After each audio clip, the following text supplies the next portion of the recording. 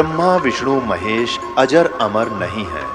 इनका भी आविर्भाव अर्थात जन्म तथा तिरोभाव अर्थात मृत्यु होती है। प्रमाण के लिए देखिए देवी भागवत महापुराण। ब्रह्मा, मैं, विष्णु और शिव, यह तुम्हारी प्रभाव से जन्मवान है। तो हम तो जन्मवान है, हमारा तो जन्म होता है और मरते हैं, नित्य नहीं है, हम अविनाशी नहीं है। फिर इंद्रादि दूसरे देवता नित्य किस प्रकार हो सकते हैं? कृपया अवश्य सुनिए जगत गुरु तत्वदर्शी संत रामपाल जी महाराज के अमृत वचन। हम इसकी इन अदाओं पर फिदा हो गए और हम परमात्मा को भूलकर जो सर्व सुख हमें दे रहा था इस पर आसक्त हो गए।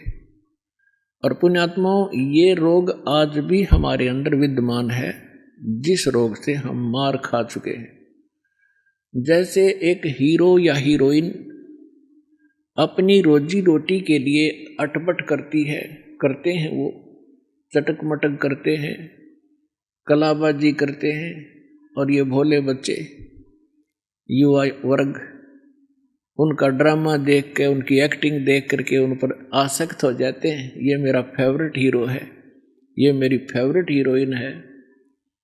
तो यह बुद्धि हमारी वहाँ से चली थी, बुद्धि भ्रष्ट हुए हम। अब यहाँ कोई बरवाला में आ जावे कोई अभिनेता, इन जवान बच्चों को देखो उड़ा कितनी भीड़ लग जाएगी। और 1 किलोमीटर खड़े खड़े देखेंगे, देखो खड़ा स्टेज पर वह खड़ी, लेना एक ना देने दे, धक्के खा आ जाए। वो अपनी रोजी रोटी के लिए बकवाद करते हैं, पर ये उनके आसक्त हो गए। तो ये रोग हमारा वहां से लगा था। तो उस समय हम अपने मालिक न भूल कर इसकी तरफ देख बहुत आसक्त हो गए।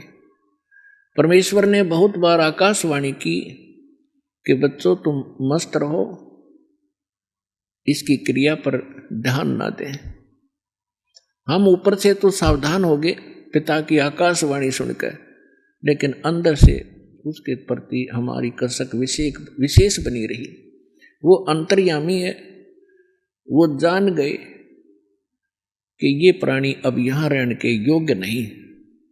जो उस ज्योत निरंजन की रेंज में थे और जो उसको देख रहे थे, वो सभी आसक्त हो गए। और असंख्यों फिर उस ज्योत निरंजन ने परमात्मा फिर तप शुरू किया। जब 64 युग तक इसने तप कर लिया, तब परमेश्वर ने पूछा कि भाई तूने जो मांगा था वो सारी वस्तु दे दी, अब क्यों हट कर रहा है, अब क्या चाहता है? तब इसने कहा पिताजी मुझे कुछ आत्मा दे दो, अकेले का दिल नहीं लगता। परमेश्वर ने कहा कि भी देखो 64 युग तूने तप किया, तीसरी बार इसकी प्रतिफल में और तुझे दे सकता हूं, प्लाट कितने ले ले ब्रह्मांड, पर आत्मा नहीं दे सकता। ये मेरा अंश है, मेरी वचन से उत्पन्न हुए हैं, ये मेरी आत्मा है, मेरे शरीर से निकली है। अपन आत्माओं, आप किसी माई बहन से पूछकर देखना। वैसे तो परमात्मा की वाणी में लिखा है कि पिता को पुत्र या पुत्री संतान बहुत प्रिय होती है, बालक, लेकिन माँ को उस पिता से भी 100 गुना ज्यादा प्रिय होते हैं बच्चे। ये स्वाभाविक है। तो इसी प्रकार उस परमात्मा के हम बालक हैं, हम उसकी बॉडी से निकले हैं, उनका एक विशेष लगाव है हमारे से। लेकिन हम बच्चे हैं, बच्चे वाली बातें करते रहते हैं। लेकिन किसी भी बच्चे पर आपत्ति आती है तो माता पिता कितने दुखी होते हैं वो वही जान सकते हैं। तो कहने का भाव ये है कि जब उसने 64 युग तप किया तो परमात्मा ने कहा भाई आत्मा तो मैं दूं नहीं, और प्लाट ले ले, कितने ब्रह्मांड ले सकता है। फिर परमात्मा ने कहा एक शर्त है, यदि कोई आत्मा स्वयं आपके साथ जाना चाहते हो तो वो जा सकते हैं। तो पुण्यात्मा, यो काल भगवान हमारे पास आया। जितने भी यहाँ चीटी से लेकर हाथी तक, रंग से लेकर राजा तक, ब्रह्मा विष्णु महेश तक और दुर्गा तक, जितने भी ये देव हैं, ये सभी हम इस काल के जाल में वहाँ ऐसे फंसे। ये हमारे पास आया और हमारे से कहा, अब देखकर इसके चारों तरफ खड़े हो गए, जैसे ही रोन देख कर बालक खड़े हो जाते हैं। तब इसने कहा कि मैंने पिताजी से तपस्या करके ऐसे ऐसे 21 ब्रह्मांड प्राप्त किए हैं, आप हमारे साथ चलोगे? वहाँ ऐसे बनाऊंगा, ऐसे बनाऊंगा और वहाँ ऐसे बनाएंगे, ऐसे रहा करेंगे। तो हमने क्या कहा कि यदि पिताजी आज्ञा दे दें तो हम चलने को तैयार हैं।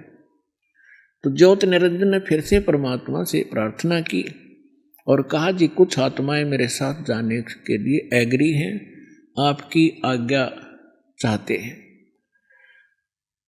तो परमात्मा हमारे पास आए और हमसे पूछा कि भाई बोलो, कौन कौन इस ज्योत निरंजन सरपुरुष के साथ इसके लोक में जाना चाहते हैं, वो हाथ खड़ा करें। अब हम पिता के सामने, क्योंकि वो पहले कह चुके थे कि इसके ड्रामे न मत देखो, अपना मस्त रहो, ये इसका कार्य उचित नहीं है।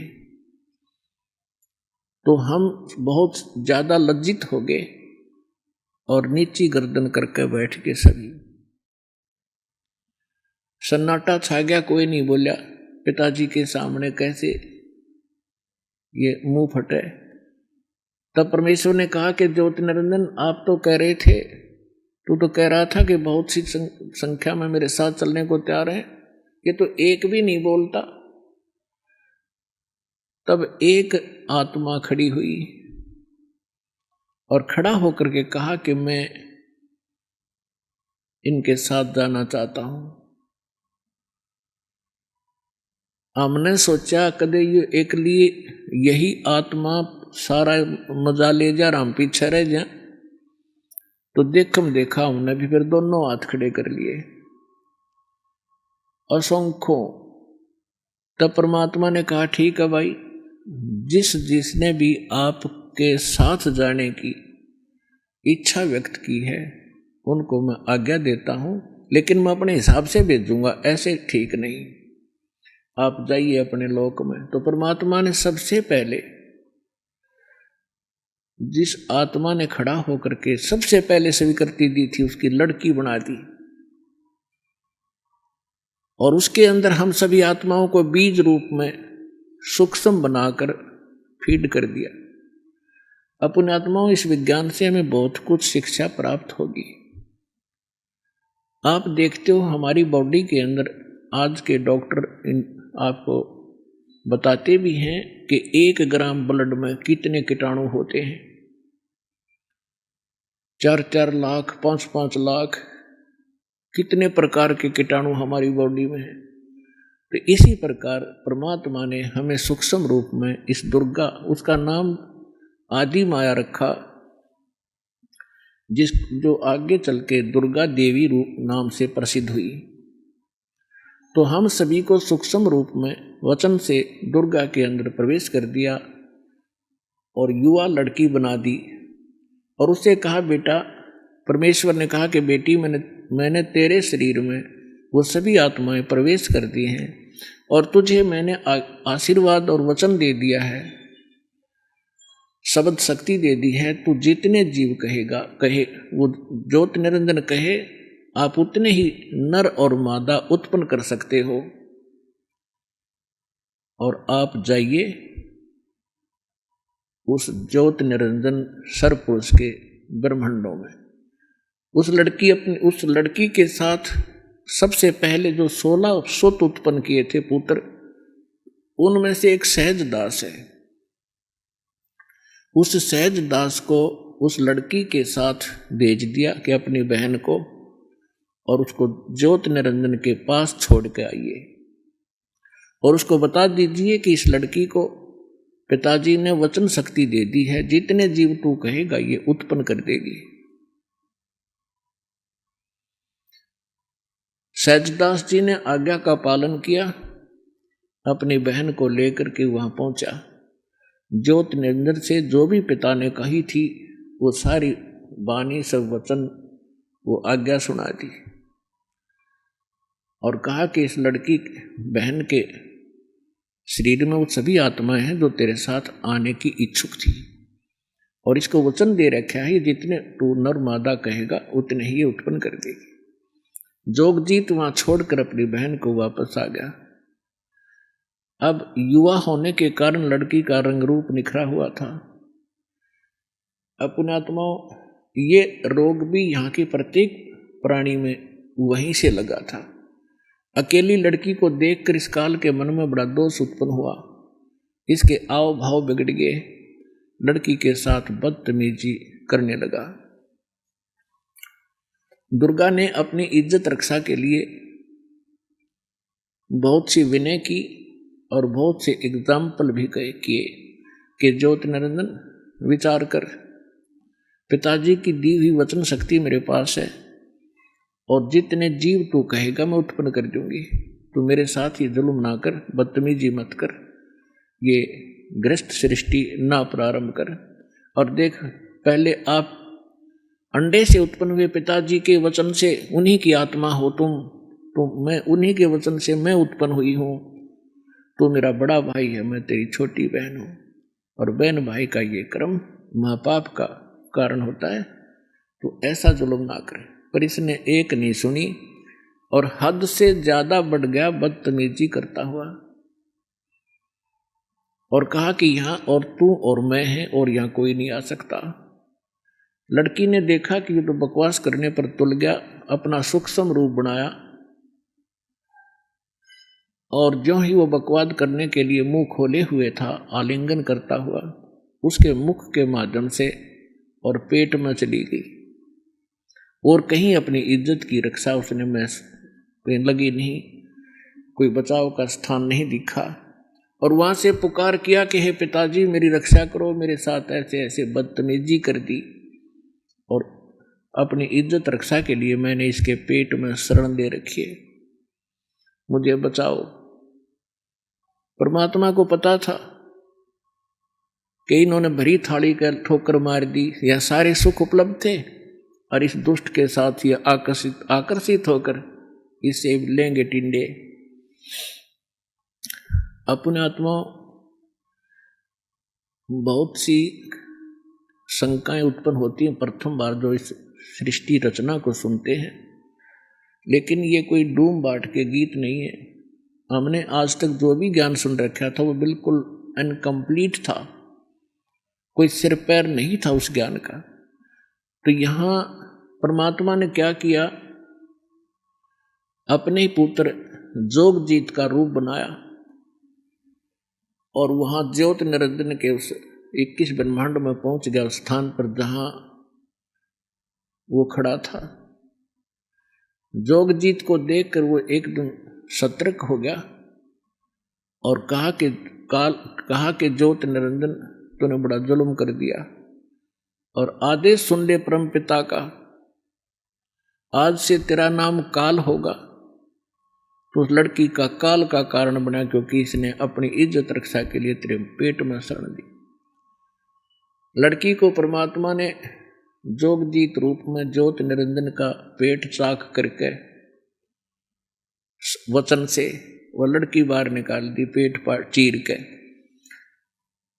और कहा कि तुम दोनों यहां से निकल जाओ, आज से तुझे ये श्राप लग गया है, 1 लाख मानव शरीरधारी तू नित्य आहार करेगा और 1.25 लाख की उत्पत्ति डेली करा करेगा और चले जाइए यहाँ से अपने 21 ब्रह्मांड लेकर। ऐसे उस पवित्र लोक में ऐसे दुष्टों की कोई स्थान नहीं है। अब दुर्गा ने गलती की, सबसे पहले खड़ी हुई, अपने पिता ने भूल के हमने गलती की, हम उसे अपने मालिक ने छोड़ के इसके पीछे लग गए।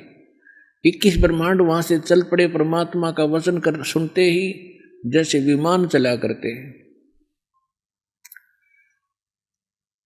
और वहां से ये सतलोक से 16 शंख कोश की दूरी पर, जैसे अरब खरब नील पद्म शंख, 16 शंख कोश की दूरी पर, एक कोश के अंदर लगभग 1.25 मील होते हैं और 1 मील में लगभग 1.5 किलोमीटर होता है। अब अंदाजा लगा लो, किलोमीटरों का हिसाब लाओ तो गणित की रीति से आप ऐसे लगा सकते हो।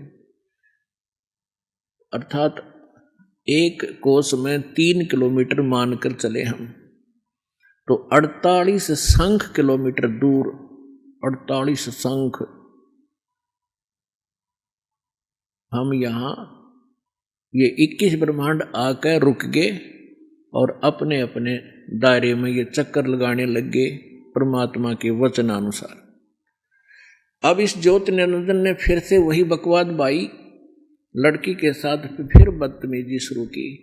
दुर्गा ने इसको फिर से समझाने की चेष्टा की, पर ऑल इन वैन। लड़की ने कहा कि देख ज्योति निरंजन, पहले तू मेरा बड़ा भाई, मैं तेरी छोटी बहन, और दूसरे मैं तेरे पेट से बाहर आई हूं, तेरी बेटी होगी, कोई सा नाते की तो लज्जा रख ले। पर इसने एक नहीं सुनी और दुर्गा के साथ इसने सृष्टि क्रम किया। 3 पुत्रों की उत्पत्ति हुई। बड़े का नाम ब्रह्मा रखा जो रजगुण युक्त कर दिया, दूसरे का नाम विष्णु रखा जो सतोगुण युक्त कर दिया, और तीसरे का नाम शंकर रखा जो तमोगुण युक्त कर दिया। और फिर दुर्गा ने अपने ही वचन से 3 लड़कियां उत्पन्न की और उन 3 लड़कियों से इन तीनों का विवाह कर दिया। इस प्रकार ये काल की सृष्टि प्रारंभ हुई। अब पुण्यात्मा परमात्मा ने अपने द्वारा रची हुई सृष्टि आज से 600 वर्ष पहले लोकोक्तियों के माध्यम से भी सुनाई थी और धर्मदास जी ने वो लिपिबद्ध की थी। कबीर सागर के अंदर इसका प्रमाण है। आपको कबीर सागर से दिखाता हूं। अब देखिएगा ये कबीर सागर संपूर्ण 11 भाग खेमरा श्री कृष्णदास प्रकाशन मुंबई से प्रकाशित है। ये देखिएगा कबीर सागर, इसके कौन है ये संशोधक? कबीर पंथी भारत पथिक स्वामी युगलानंद विहारी द्वारा पुरस्कृत। मुद्रक एवं प्रकाशक हैं खेमरा श्री कृष्णदास, अध्यक्ष श्री वेंकटेश्वर प्रेस, खेमरा श्री कृष्णदास मार्ग मुंबई का। ये है ज्ञान बोध और बोध सागर, ये खंड है। इसका अध्याय है ज्ञान बोध और इसके 21 पृष्ठ पे यहां परमात्मा की द्वारा बताई सृष्टि रचना है। धर्मदास ये जग बोराना, कोई न जाने पद निर्वाणा, यही कारण मैं कथा पसारा, जग से कहिए वो राम नियारा। ये नाम गलती से करना है। अब क्या बताते हैं? धर्मदास ये जग बोराना और कोई ना जाने पद निर्वाणा। निर्वाण माने मोक्ष मार्ग से कोई भी परिचित नहीं है, पूरा विश्व ही विचलित है। धर्मदास ये जग बोराना, कोई न जाने पद निर्वाणा, यही कारण मैं कथा पसारा, जग से कहिए वो राम नियारा। यही ज्ञान जग जीव सुनावो, सब जीवों का भरम नसाओ, अब मैं तुमसे कहूँ चेताई, तिरदेवन की उत्पत्ति वाई।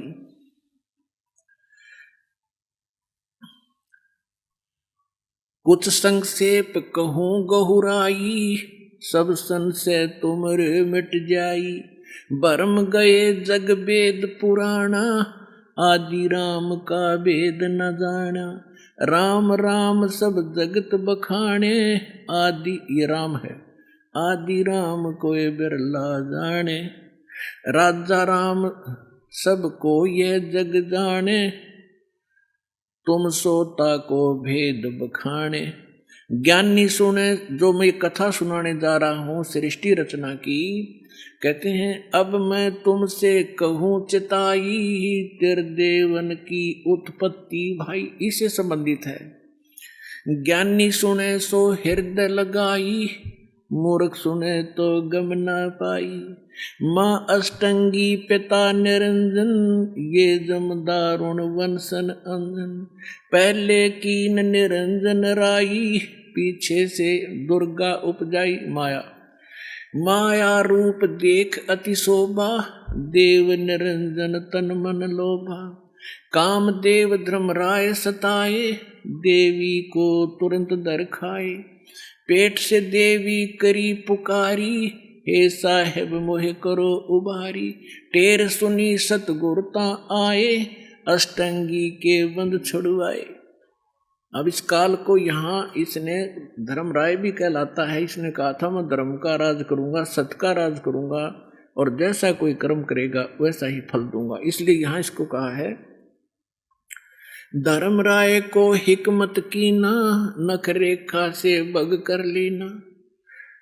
धर्मराय करे भोग विलासा, माया को रही तब आशा।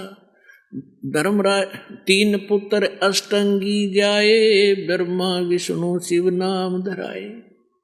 तीन देव विस्तार चलावे, इनमें ये जग धोखा खाए।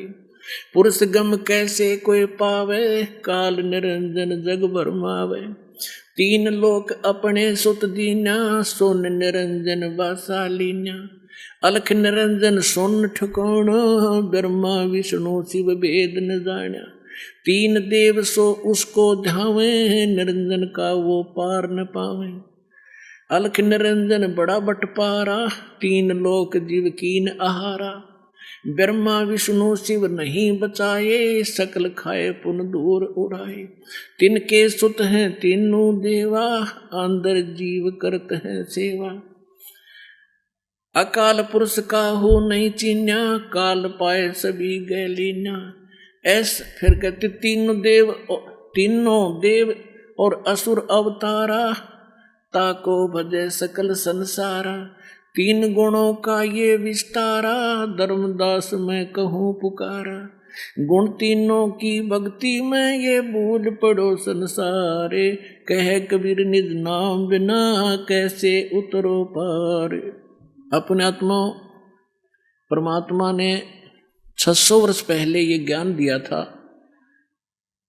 और उस समय परमेश्वर के इन अनमोल वचनों को, इस सत्य ज्ञान को हमारे नकली धर्मगुरुओं ने ये कहकर हमसे दूर कर दिया कि कबीर जो है ये अशिक्षित है, ये शूद्र जाति से संबंध रखता है, इसका ये मालूम नहीं वो हिंदू है या मुसलमान है।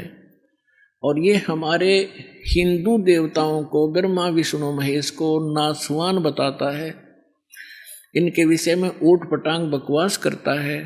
इसकी बातों को कोई ना सुनना। तो उस समय इन नकलियों की दाल गलगी। हमारे पूर्वज अशिक्षित थे और हमारे धर्मगुरु एक संस्कृत भाषा जाने थे, और हमारे सभी सदग्रंथ संस्कृत भाषा में लिपिबद्ध थे। इन मंदबुद्धियां के कुछ समझ मत आई नहीं, अपनी लोक वेद दंत कथा सुनाते रहे और नाम इन सदग्रंथों का लेते रहे कि हम इन सदग्रंथों से ही आपको ये तत्व ज्ञान, सब ज्ञान सुना रहे हैं कि ब्रह्मा विष्णु महेश के कोई माता पिता नहीं, अजर व अमर हैं, सर्वेश्वर हैं, महेश्वर हैं। ये सभी ब्रह्मांडों के रचनहार यही हैं, सबको सर्वेश्वर यही है। और फिर कोई विष्णु जी को सर्वेश्वर, कोई श्री राम जी को सर्वेश्वर, कोई श्री कृष्ण जी को, कोई भगवान शंकर को, कोई देवी को, कोई सिर पैर नहीं था हमारा। अब उस समय तो हमें ये बात जच गई उन नकली गुरुओं की कि कबीर जी अशिक्षित हैं, ये सदग्रंथ तो नहीं जान सकते, और जो कुछ भी ये कह रहे हैं हमारे देवताओं के बारे में, इनकी उत्पत्ति के बारे में, ये सारी झूठ है। और जिससे उनकी दाल गली रही, क्योंकि उनको खुद मालूम नहीं था सदग्रंथों में लिखा क्या है। अपने आत्माओं, यदि परमात्मा 600 वर्ष पहले ये ज्ञान नहीं लिपिबद्ध करवा के जाते तो आज हम भगवान नहीं पहचान सकते थे। अब देखो, जिसको अशिक्षित कहें, संस्कृत भाषा जानता नहीं, यदि परमात्मा किसी अन्य वर्ण में आ जाते, ब्राह्मण वर्ण में संस्कृत पढ़ लेते, तो आज एक और डिफिकल्टी पैदा हो जाती कि भाई ब्राह्मण था, इसका समझ में आ गए होंगे सदग्रंथ, और अनमान्य नहीं, और लोग और ब्राह्मणों को समझ में नहीं आई, तो इसलिए इसने सदग्रंथों की जानकारी थी। तो परमात्मा तो अशिक्षित थे इन्हीं के शब्दों में, लेकिन वो अशिक्षित नहीं, वो विद्वान थे। और यजुर्वेद अध्याय नंबर 40 के श्लोक नंबर 11, 12, 13 में कहा है कि वो तत्वदर्शी संत ही बताएगा विद्वान और अविद्वान की परिभाषा। एक कोई तो जिसने अक्षर ज्ञान हो गया उसको विद्वान कह देते हैं, जिसको अक्षर ज्ञान नहीं है उसको अविद्वान कहते हैं, लेकिन विद्वान और अविद्वान की परिभाषा वो तत्वदर्शी संत बताओगा। तो पुण्यात्माओं, ये संस्कृत भाषा ने जान कर महर्षि पाक रहे थे, विद्वान पक गए थे, और कख पता नहीं था कि एक भाषा से विद्वान होते हैं। अध्यात्म मार्ग के अंदर अध्यात्म ज्ञान से विद्वान होते हैं, भाषा कोई भी हो। तो अब थोड़ा सा आपको एक झलक दिखाते हैं कि 600 वर्ष पहले हमारे सदग्रंथों में लिखा था कि ब्रह्मा विष्णु महेश के माता पिता दुर्गा और ये काल है। अरे नकलिया ने कख नहीं पता, आज तक मूर्ख बना रहे थे हमारे को, सारी उल्टी साधना, उल्टा ज्ञान ठोक दिया समाज में। आज इस दास के लिए इतनी डिफिकल्टी पैदा हो रही है इस बिगड़े हुए सांग को रीसेट करने के लिए, क्योंकि शिष्य जो हो किसी भी मजहब धर्म या किसी संत के, जो ये ज्ञान सुनते हैं उनको भी अच्छा नहीं लगता, लेकिन प्रमाण देखकर वो जाते हैं, तो कुछ उनको ये विश्वास होता है तो कहाँ जाते हैं, अपने गुरु जी से पूछते हैं। तो हमारे वो गुरु जी पहले उनसे भी नकली, वो कहेगा नहीं झूठ बोलता है, वो ऐसा है। फिर उसको चिंता बन जाती है उस आचार्य को, गुरु को, कि कहीं तुम्हारे चेलों को सच्चाई का पता लग गया। क्योंकि सच्चाई तो पुस्तक में रेफरेंस दे रखे हैं, सारे सीडी भर रखी हैं, वो भी जान लेते हैं एक बात तो सारी सच्ची है, पर चेले ना भाग जाए। अब उनको ये चिंता बनी हुई है, लेकिन अब समय आ लिया है, ये तो चिंता बनो चाहे ना बनो, ये चेले तो सारे यहीं आने हैं एक दिन, थोड़ा समय बेशक लग जाए। तो अब आपको परमात्मा ने दया करी आपके ऊपर, आपको शिक्षित किया, और सदग्रंथ अनुवादित उन्हीं से करवा रखे, यह भी कमाल की बात। इसके विषय में सूक्ष्म वेद में कहा है, मोती मुक्ता दर्शत नाही, ये जग है सब अंदरे, दिखत के तनैण चश्म इनका फेरा मोतिया बंदरे।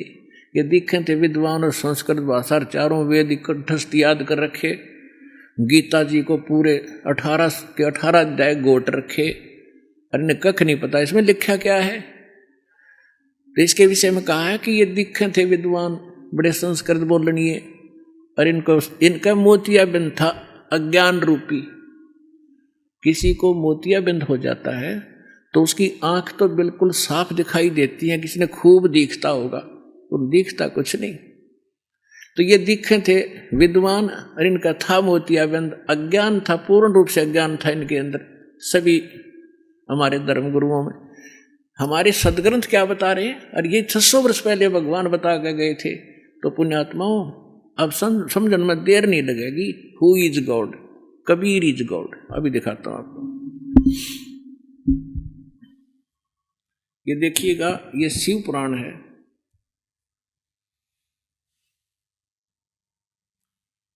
संक्षिप्त मोटा टाइप, केवल हिंदी। और ये कहाँ से छपा है? गीता प्रेस गोरखपुर से। और कौन है इसके अनुवादक?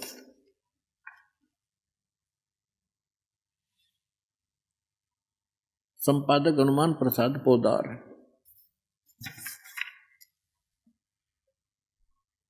ये प्रकाशक और मुद्रक यहाँ से है। एक समय नारद जी ने अपने पिता ब्रह्मा जी से पूछा, क्योंकि ब्रह्मा जी ही सबसे पहले उत्पन्न माने जाते हैं, बड़े पुत्र, और इन्हीं को वेदों और सभी ज्ञान का एक कर्ता धर्ता मान रखा था इन्होंने। इसलिए नारद जी ने अपने पिताजी से पूछा। अब देखिएगा, ये है रुद्र संहिता। रुद्र संहिता और ये संक्षिप्त शिव पुराण 98 पृष्ठ से हम शुरू करेंगे नीचे तक, और ये 5वां अध्याय है रुद्र संहिता का, यह एंड हो गया। अपने पुत्र नारद की यह बात सुनकर लोक पितामह ब्रह्मा वहां इस प्रकार बोले। अब 6ठे अध्याय से शुरू होते हैं 99वें पृष्ठ पे। ब्रह्मा जी ने कहा, ब्रह्मन देव शिरोमणि नारद से कहा, तुम सदा समस्त जगत के उपकार में ही लगे रहते हो। तुमने लोगों के हित की कामना से बहुत उत्तम बात पूछी है। जिस समय उसने सृष्टि रचना के बारे में जानना चाहा था, जिस समय समस्त चराचर जगत नष्ट हो गया था, सर्वत्र केवल अंधकार ही अंधकार था, न सूर्य दिखाई देते थे, न चंद्रमा, अन्य ग्रहों का और नक्षत्रों का भी पता नहीं था, न दिन होता था न रात, अग्नि पृथ्वी वायु और जल की भी सत्ता नहीं थी। उस समय तत् सद ब्रह्म, इस श्रुति में जो सत सुना जाता है एकमात्र वही शेष था। अब हम 100 पृष्ठ पर आ गए, 100 पे, रुद्र संहिता शिव पुराण के।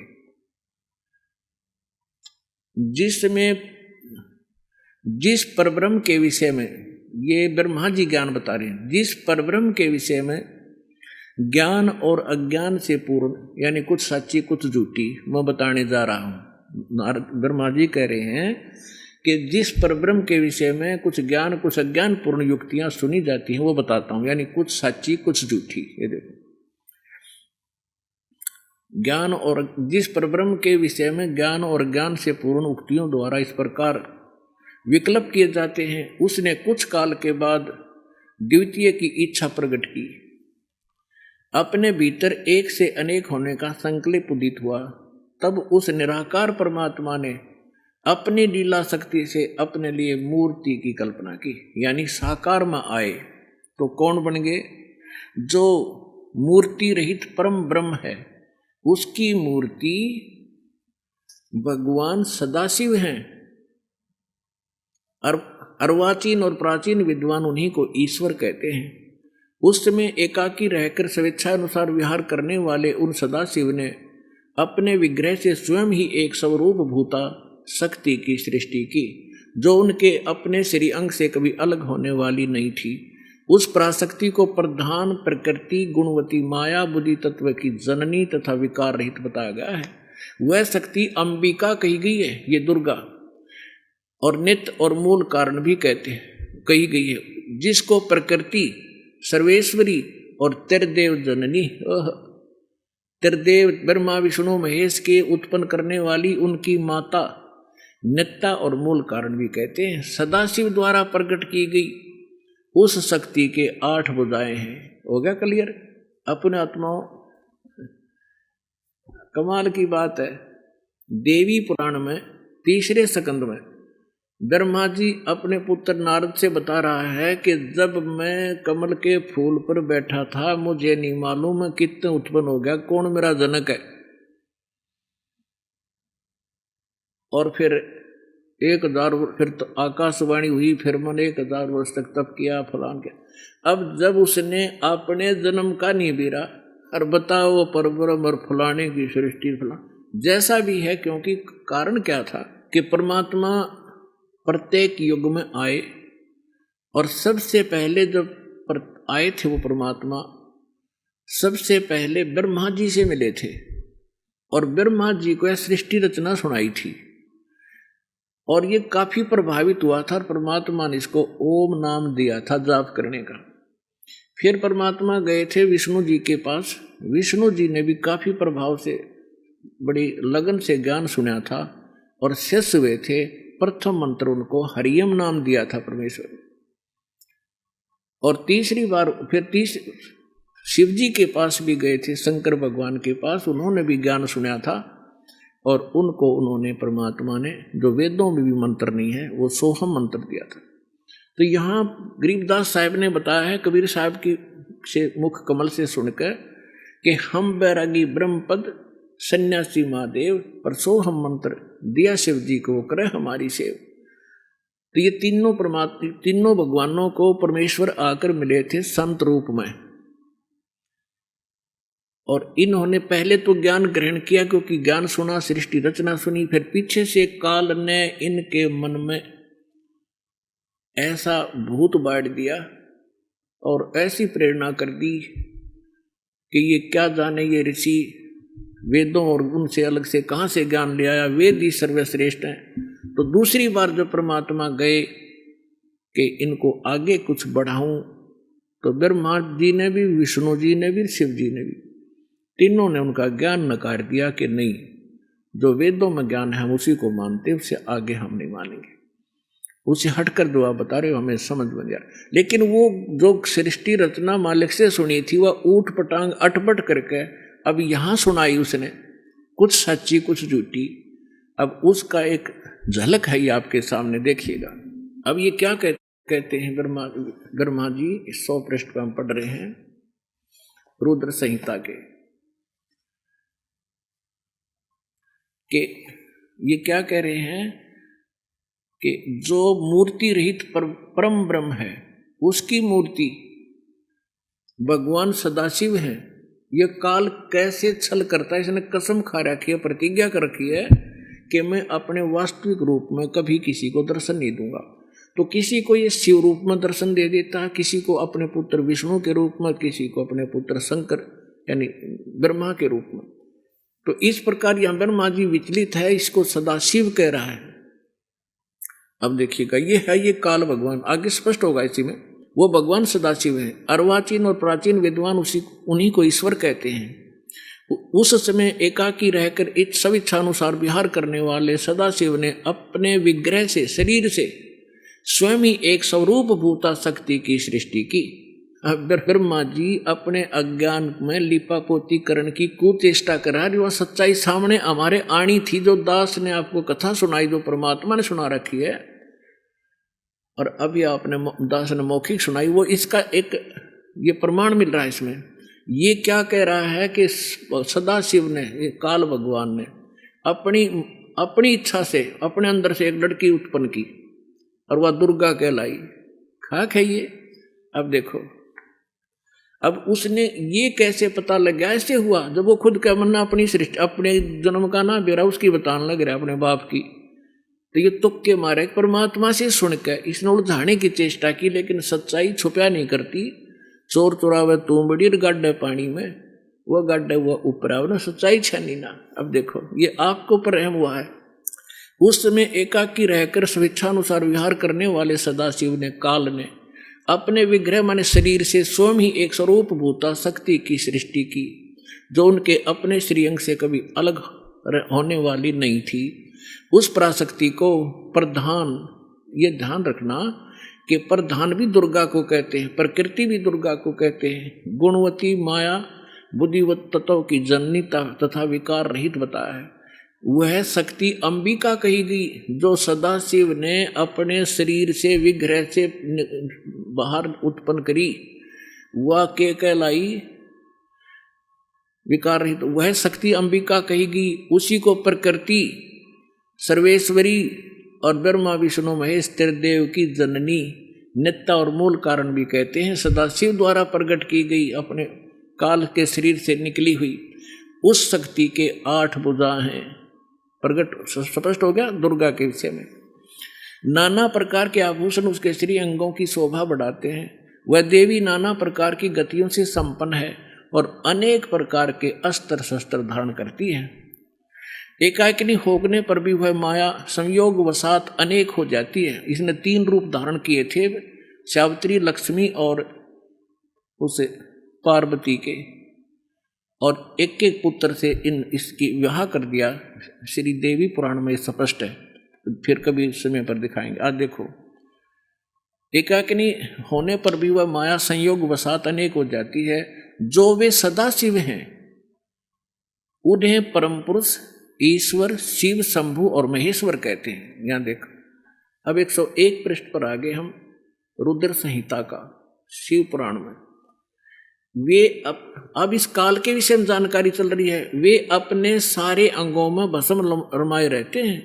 उन काल रूपी ब्रह्म ने, काल ब्रह्म कहो, सदाशिव कहो, उस काल रूपी ब्रह्म ने एक ही समय शक्ति के साथ है, नाथ नहीं है, शिवलोक नामक अक्षेत्र का निर्माण किया।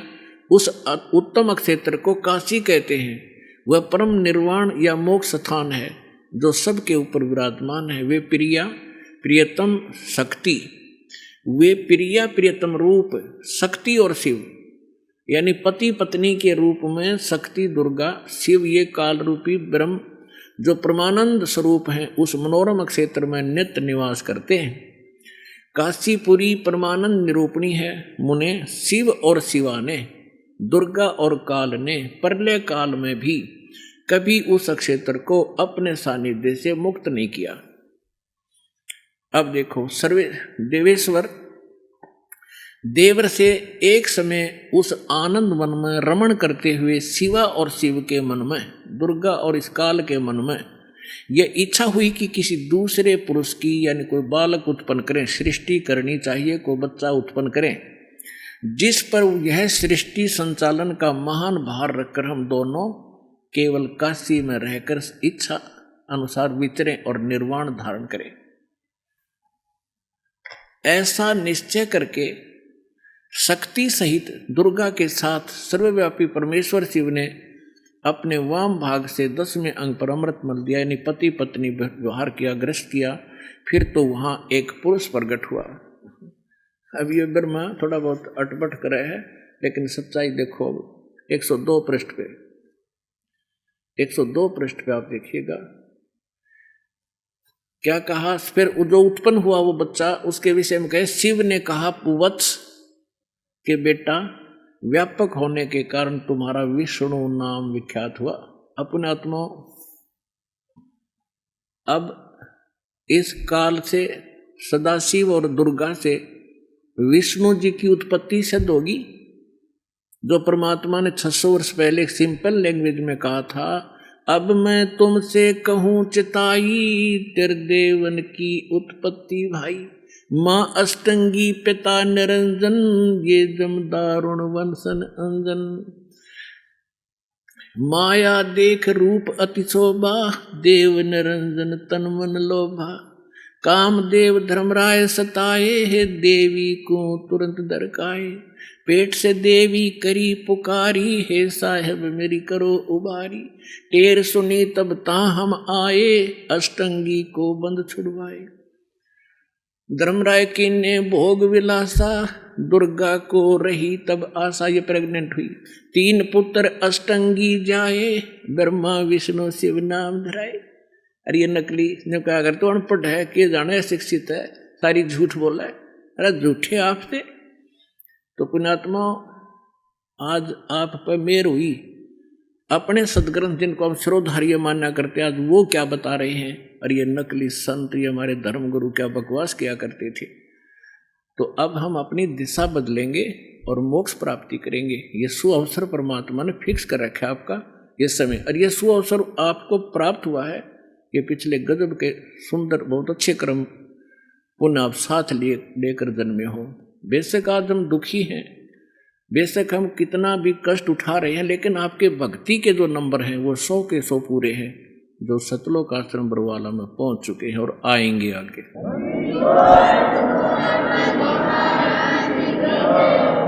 अब यहां आपने देख लिया विष्णु जी की उत्पत्ति तो दुर्गा और काल से होगी।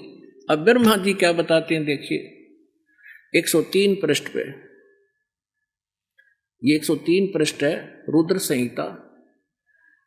अब ब्रह्मा जी कहते हैं देवर से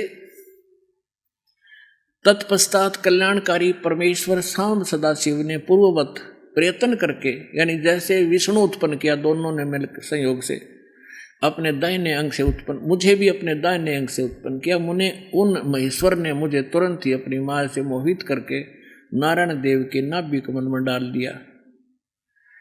और नीला पर्व वहां से प्रकट किया। अब देखो यहां से स्पष्ट हो गया। अब देखो यहां पर इस अनुवादकर्ता ने थोड़ी सी यहां गड़बड़ कर दी। सदाशिव, यह शिव का पुजारी था कोई अनुवाद करता इस शिव पुराण का, तो इसने यहां विष्णु जी की उत्पत्ति निर्भय लिख दी और ब्रह्मा जी की उत्पत्ति भी लिख दी हुई सदाशिव और दुर्गा से। उसने ये नहीं पता दुर्गा कौन है, शिवा कौन थी। तो अब यहां वो हिचक गया कि शिव से शिव की उत्पत्ति कैसे हो सकती है। तो कहते हैं चोर चुरावे तुमबड़ी और गाड्डे पानी में वो गाड्डे ऊपर आवे, जो सच्चाई छानी ना। तो इन सदग्रंथों में वो सारा प्रमाण आपके रूबरू करता हूं। अब देखिएगा 110 पृष्ठ पे क्या कहा है। ये रुद्र संहिता ही है और शिव पुराण ही चल रहा है। ये शिव पुराण ही चल रहा है 110 पृष्ठ पे। अब यहां से हम पढ़ेंगे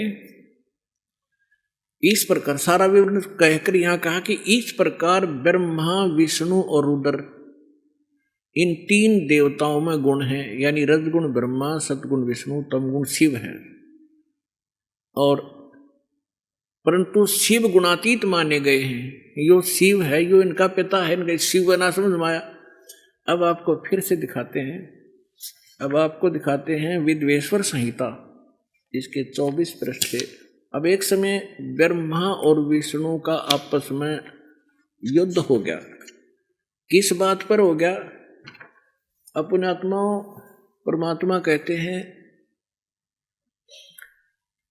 कि निरंजन को तीन देव सो उसको ध्यावे, निरंजन का वो पार न पावे। ब्रह्मा विष्णु महेश समाधि लाला इन्हें खूब जोर लगा लिया। कहते हैं अपने पिता की ही इनको खबर नहीं।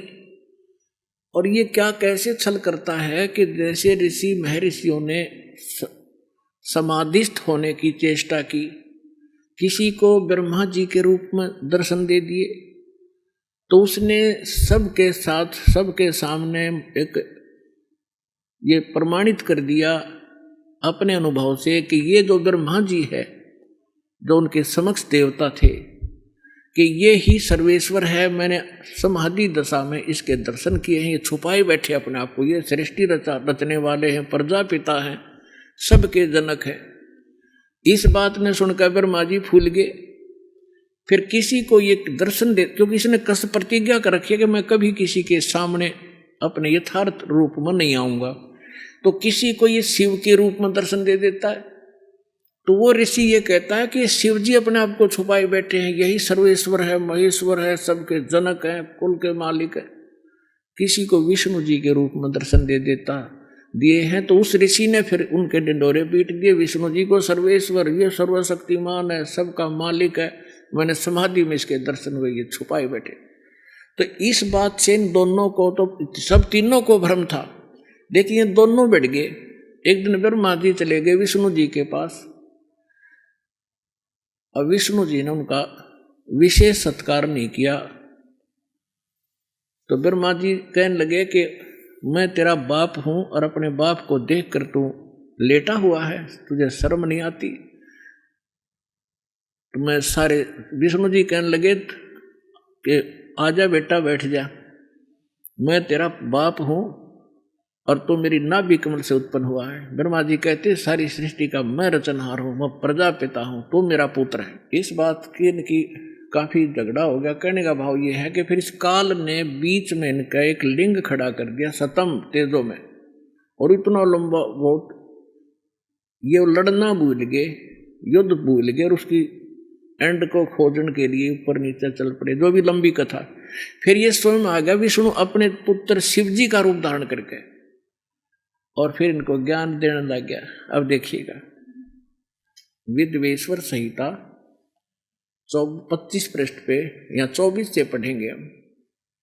ये दोनों ब्रह्मा जी और विष्णु जी झगड़ा कर रहे थे, इनके बीच में सतम खड़ा कर दिया इसने। अब यहाँ ये प्रश्न उत्तर करने लगे, फिर खुद आ गया ये शिव रूप धारण करके। फिर इनके प्रश्नों उत्तरी होते यहाँ से ज्ञान होगा इनके ब्रह्मा विष्णु महेश के पिता का। ब्रह्मा और विष्णु ने पूछा, प्रभु सृष्टि आदि 5 कृत्यों के लक्षण क्या है, यह हम दोनों को बताइए। भगवान शिव बोले, मेरे कृत्यों को समझना अत्यंत गहन है, तथापि मैं कृपा पूर्वक तुम्हें उनके विषय में बता रहा हूं। अब ये सारा कुछ बताते हैं, सृष्टि, पालन और संहार, तिरोभाव, अनुग्रह, ये मेरे 5 कृत्य हैं। अब हम 26 पृष्ठ पे आ गए। अब यहां पढ़ेंगे 26 पृष्ठ के।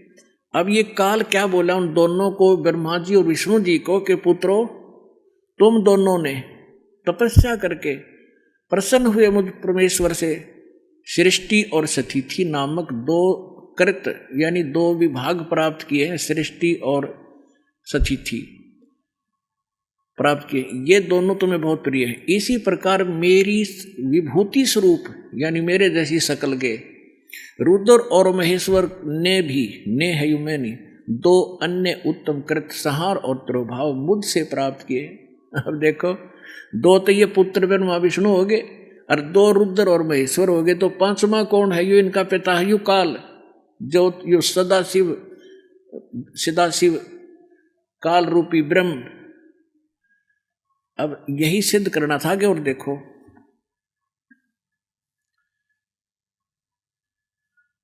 अब यहां आगे क्या बताया है, मैंने पूर्व काल में अपने स्वरूप भूत मंत्र का उपदेश किया है, जो ओंकार के रूप में प्रसिद्ध है। वह महामंगलकारी मंत्र है। सबसे पहले मेरे मुख से ओंकार यानी ओम प्रकट हुआ, जो मेरे स्वरूप का बोध कराने वाला। ओंकार वाचक है, मैं वाच्य हूँ। यह मंत्र मेरा स्वरूप ही है। प्रतिदिन ओंकार का निरंतर स्मरण करने से मेरा ही सदा स्मरण होता है। मेरे उत्तरवर्ती मुख से अकार का, पश्चिम मुख से उकार का ए ऊ मैं, और दक्षिण मुख से मकार का, पूर्ववर्ती मुख से बिंदु का, मध्यवर्ती मुख से नाद का प्राकट्य हुआ। इस प्रकार 5 अवयव से युक्त ओंकार का विस्तार हुआ है। इन सभी अवयव से एकीभूत होकर यह प्रणव यानी ओम नामक एक अक्षर हो गया। अब इससे एक और बात साथ सिद्ध होगी गीता अध्याय नंबर 8 के श्लोक नंबर 13 में। यही गीता ज्ञानदाता भी ये काल है, ब्रह्मा विष्णु महेश का पिता है। आइए अब हम उन श्रद्धालुओं के अनुभव जानते हैं जो जगत गुरु तत्वदर्शी संत रामपाल जी महाराज जी से दीक्षा प्राप्त कर चुके हैं तथा उनके द्वारा बताए गए भक्ति मार्ग पर चल रहे हैं। नमस्कार सर। नमस्कार सर। सर क्या नाम है आपका? जी मेरा नाम उदय ऋषिदेव है। उदय जी आप कहाँ से हैं? ग्राम लाही, पंचायत रामपुर लाही, थाना शंकरपुर, जिला मधेपुरा, बिहार से हूँ। उदय जी, संत रामपाल जी महाराज से नाम दीक्षा आपने कब ली? जी मैंने नाम लिया 5/5/2019 में। संत रामपाल जी महाराज से नाम दीक्षा लेने से पहले आप क्या भक्ति साधनाएं किया करते थे? जी जो हिंदू समाज में अन्य देवी देवताओं की भक्ति चलते थे वही भक्ति हम करते थे। उदय जी, संत रामपाल जी महाराज की शरण में आप कैसे आए? जैसे कि मैं पहले हरिंद्रानंद जी का शिष्य रहा था पहले, फिर मैंने उसका चर्चा सुनने लगा मोबाइल पे। फिर मुझे चैनल बदलते बदलते मोबाइल में फिर संत रामपाल जी महाराज का सत्संग आया। वो बता रहे थे पहले ही राउंड में कि कौन ब्रह्मा की माँ है, कौन विष्णु की बाप, कौन शंकर का दादा है, हमको दियो बताए। फिर मुझे ये बात हमें जैसे हथौड़ा जैसे हमें दिमाग में लगा कि ये संत कैसे बता रहा है कि ब्रह्मा विष्णु महेश का माता पिता भी है। तो मैं उसको गौर से देखने लगा। तब तक मैं संत रामपाल जी महाराज अपने टीवी पर सभी शास्त्र को खोल करके दिखा रहे थे, उंगली रख करके दिखा रहे थे। तो संत रामपाल जी महाराज आगे पढ़ रहे थे, मैं पीछे से पढ़ रहा था। फिर मुझे पता चला कि वास्तव में ये ज्ञान सत्य है। फिर मुझे भक्ति का ललक हुआ। फिर मैंने सोचे कि क्यों ना मैं दुखी भी हूँ, क्यों ना मैं इस भक्ति को करूँ ताकि मुझे भी परमात्मा का प्राप्ति हो और मुझे इस भक्ति का मुझे पूरे ललक लग गया। फिर मैं उनको सत्संग को देखते देखते मैंने 1 महीना देखा। भीमपुर आश्रम में जा कर के नाम दीक्षा हमने ले लिए संत रामपाल जी महाराज से। संत रामपाल जी महाराज से नाम दीक्षा लेने के बाद आपको क्या क्या लाभ मिले? देखिए सर, मुझे तो लाभ बहुत हुआ, लेकिन मुझे कुछ कुछ लाभ याद है, मैं वो बताना चाहूँगा। जैसे कि मुझे बीमारी ने ग्रस्त कर लिया, मैंने डॉक्टर का पास गया तो डॉक्टर ने बताया कि तुम्हें हाइड्रोसील है। फिर उसने अल्ट्रासाउंड करने के लिए कहा। मैंने जा कर के सुपौल में लक्ष्मी अल्ट्रासाउंड है, वहाँ जा कर के मैंने करवाए। फिर मुझे पता चला कि ये हाइड्रोसील है। फिर मुझे ऑपरेशन के लिए बोला, तो मैं बोला कि मुझे तो इतना आर्थिक स्थिति भी नहीं है, मैं कैसे इलाज करवाऊँ। फिर मैंने छोड़ दिया। ये हाइड्रोसील बीमारी अंडकोश के नीचे में होता है, फोड़ा टाइप का होता है। जैसे कि मुझे डॉक्टर ने बोल दिया था कि आप जो है ऑपरेशन करवाओ। मैंने बोला कि नहीं, मुझे ऑपरेशन नहीं करवाना है। मैं संत रामपाल जी महाराज से जैसे ही नाम दीक्षा लिया, मेरा बीमारी जो है अभी ठीक है। जैसे कि मेरी पत्नी को गांठे हो गया था, वो बहुत दर्द कर रहा था करीब 2 महीने से। तो मुझको ऐसा अनुभव हुआ कि ये कैंसर की गठाने है। फिर हमने मन ही मन संत रामपाल जी महाराज से प्रार्थना लगाए। फिर संत रामपाल जी महाराज आए और स्वप्न में ही उसका जो है ऑपरेशन कर दिया। उस रोज़ से उसका स्तन का गांठ जो है वो ख़त्म हो गया। फिर मुझे विश्वास बहुत दृढ़ता के साथ हुआ। फिर मैं भक्ति में लग गया। फिर मुझे बाद में फिर किडनी स्टोन था। जैसे कि शुरू में चेक करवाए तो 10.4 एम का था, फिर बाद में कराए तो 11.9 एम का था। फिर मैंने सोचा कि मैं कहाँ से ऑपरेशन करवाऊँ, इतना रुपया तो मेरे पास है नहीं। तो फिर मैंने संत रामपाल जी महाराज से नाम दीक्षा लिया और दृढ़ता के साथ मैंने भक्ति की। मेरा अभी ठीक ठाक है, मैं ऑपरेशन की मुझे कोई ज़रूरत नहीं पड़ी। मेरी पत्नी को बवासीर की बीमारी हो गई थी। मेरे पास उतना रुपया भी नहीं था कि मैं इलाज करवा सकूं। मैं जैसे कि संत रामपाल जी महाराज से नाम दीक्षा लिए वैसे बिल्कुल ठीक हो गया। और लिकोड़िया भी था, ये भी बहुत परेशान करते थे, लेकिन संत रामपाल जी महाराज के दया से ये भी ठीक हो गया। जैसे कि मैं बहुत तरह का नशा करता था, मुझे नशे की बुरी लत लग गई थी कि मैं भांग, गांजा, बीड़ी, सिगरेट, तंबाकू सारा नशा मैं करता था। संत रामपाल जी महाराज के दया से ये भी नशा छूट गया। आर्थिक समस्या भी मेरी बहुत कमज़ोर था। फिर संत रामपाल जी महाराज से नाम दीक्षा लेने के बाद ये आर्थिक स्थिति मेरा ठीक हो गया। उदय जी, जो दर्शक आज आपको टीवी पर देख रहे हैं और वो भी संत रामपाल जी महाराज से नाम दीक्षा लेना चाहते हैं, तो कैसे ले सकते हैं? जो भी पुण्य आत्मा संत रामपाल जी महाराज से नाम दीक्षा लेना चाहते हैं, वो प्रत्येक चैनल पे संत रामपाल जी महाराज का सत्संग आता है। उस पे उसके नीचे में पीली पट्टी चलती है, उस पे आश्रम का नंबर होता है। उस पे नंबर पे लगाइए फ़ोन, उसके बाद आपको वहाँ नज़दीकी नामदान केंद्र का आपको पता बता दिया जाएगा। वहाँ से आप नाम दीक्षा ले सकते हैं। धन्यवाद जी। जी, सच्चाई।